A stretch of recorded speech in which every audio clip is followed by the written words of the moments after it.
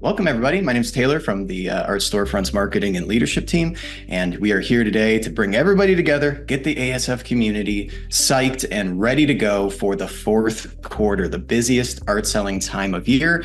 I'm going to update you on some fresh insights from throughout 2025, pulled from different art market trend reports. I'll tell you where my head's at, where our strategy is this year. We'll release a massive value-packed workbook that you'll be able to print off with some nice trackers and checklists for you. I've also got a pretty amazing cheat sheet. If you've been getting emails from Artie, you'll be wanting to check out this cheat sheet.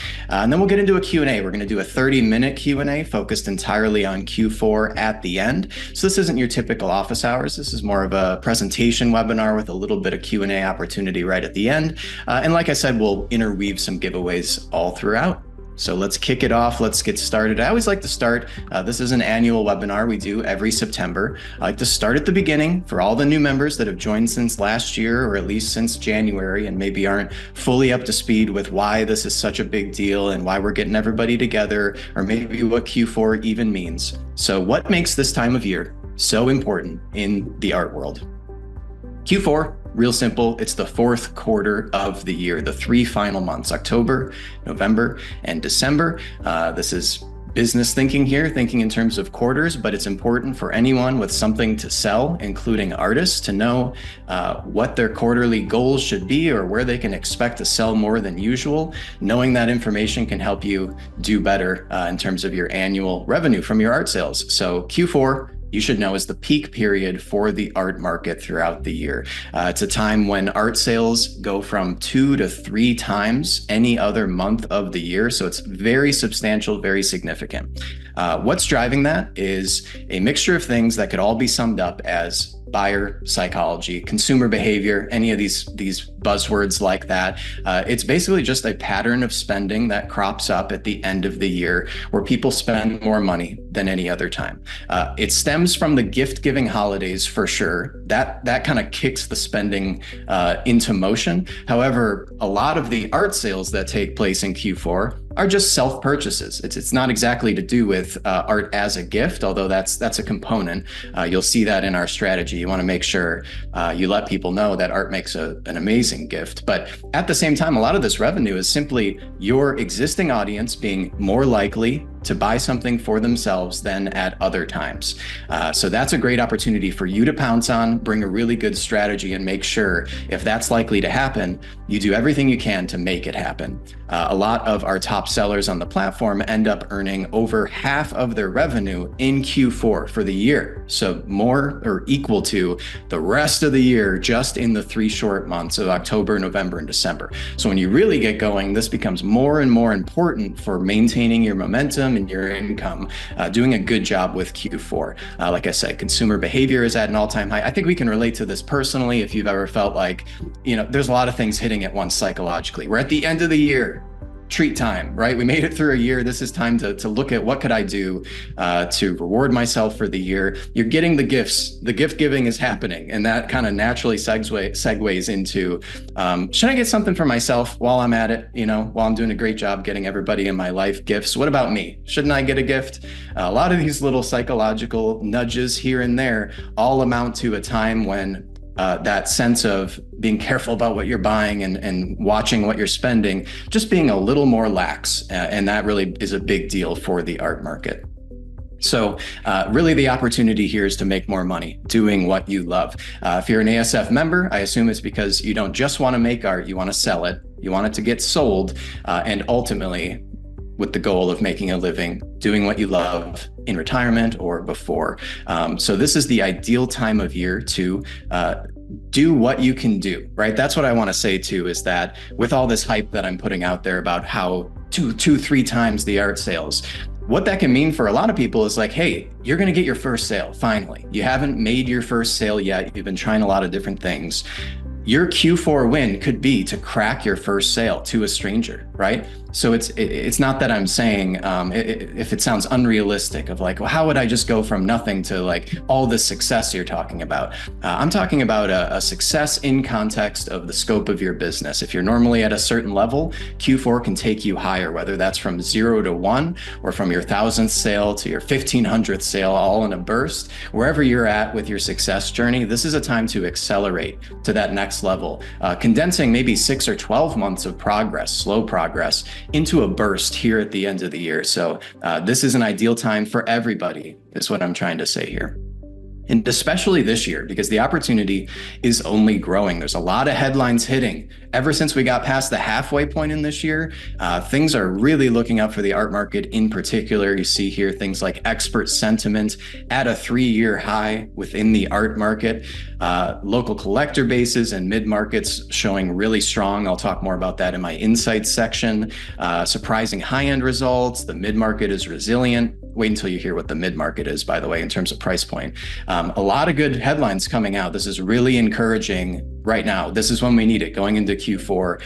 It's not all that helpful for a lot of rosiness, maybe in February, but we want to make sure that the market is looking good for Q4 because we're all about to do probably our most work of the year, putting the work in, trying to be consistent, putting the effort, really making the effort. And so you want to do that in an environment where it's likely to be worth it. And that's what we're seeing over the past few months of headlines. So very happy to report that.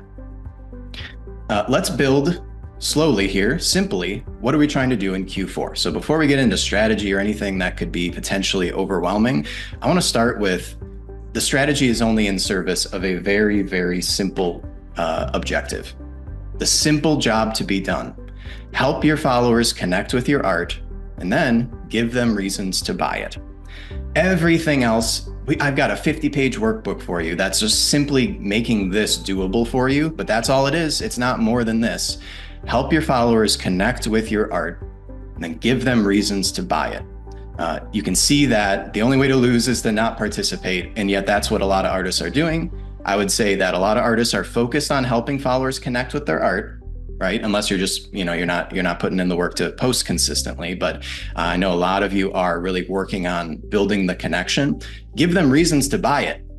Way less popular to be a box that is checked by the average artist. I would say the average artist, especially pre-art storefronts, has almost never given their audience a good reason to buy something. That's to say they've never created a campaign that has the right juice to it, right? The right theme with urgency. There's a good incentive. It's all encapsulated in a run that's like a week or two long. And it gives the buyer this feeling of like, this is it. This is a perfect reason to buy. I have a reason to buy this work that I love and I've connected to through the social posting. So this is all we're trying to do here. Connect and then sell, connect and then sell over the next 3 months. Everything else that you see today that will be more complex looking than this, don't be fooled. It is just more legwork to accomplish this goal, connecting and selling, putting in even effort to these two things.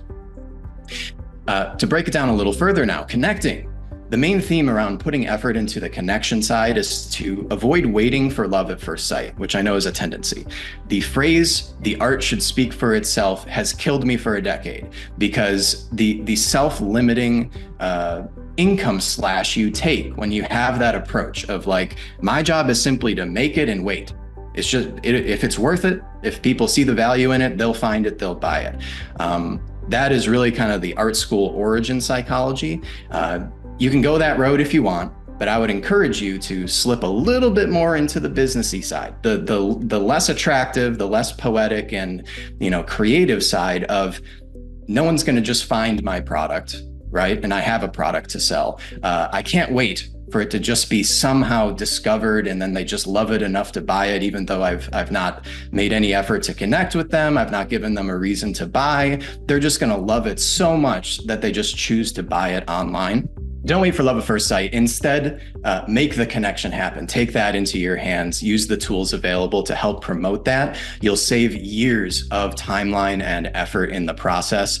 So in order to work on that connection stuff, I recommend increasing your posting consistency and frequency in Q4. These are two separate things. You should think about them separately, right? Because if I went all in on frequency, maybe I could motivate you to post like twice a day for 7 days in a row. And then at that point, you're like, I am so fried out. I'm so sick. I don't want to log into Instagram ever again from all this posting.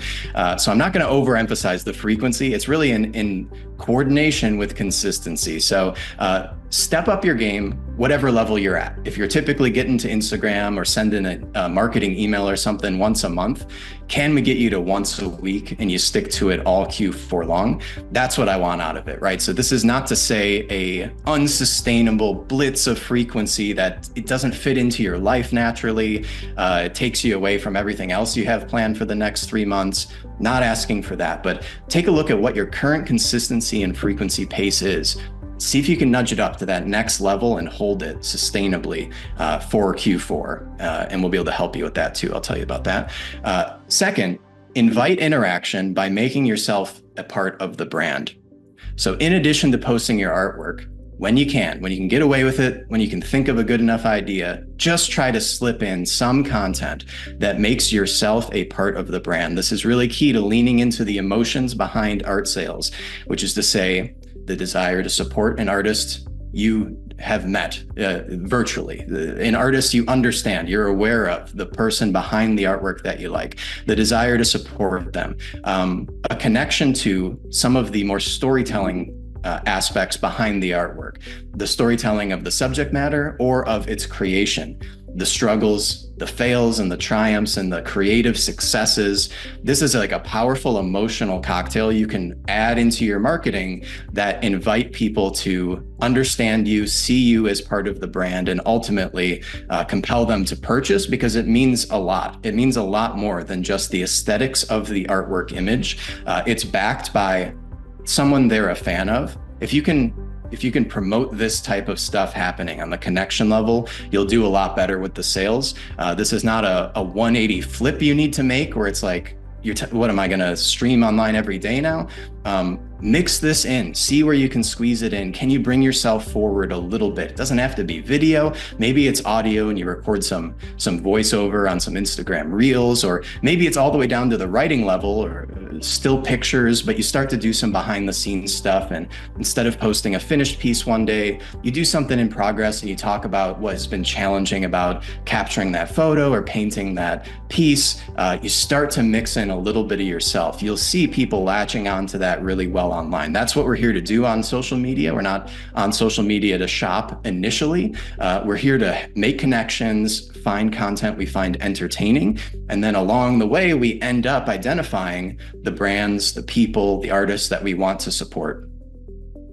Third, go get the audience that you wish you had. This has been my big call for years of prioritize audience growth. Think about who are your people and where do they spend their time online?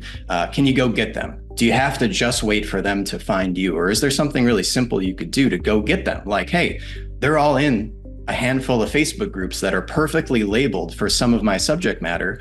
Maybe I should just go share my art there, and it'll get in front of hundreds of people that I'm wishing would just find me every day. I wish they would find me. They're perfect. What if you went to them? That type of thinking will be very rewarding in Q4, because when someone finds you in these months, they're at peak likelihood of turning that energy and momentum into a sale. So audience growth it's a great time to focus on it. That brings us to the sell component of the connect and sell mantra.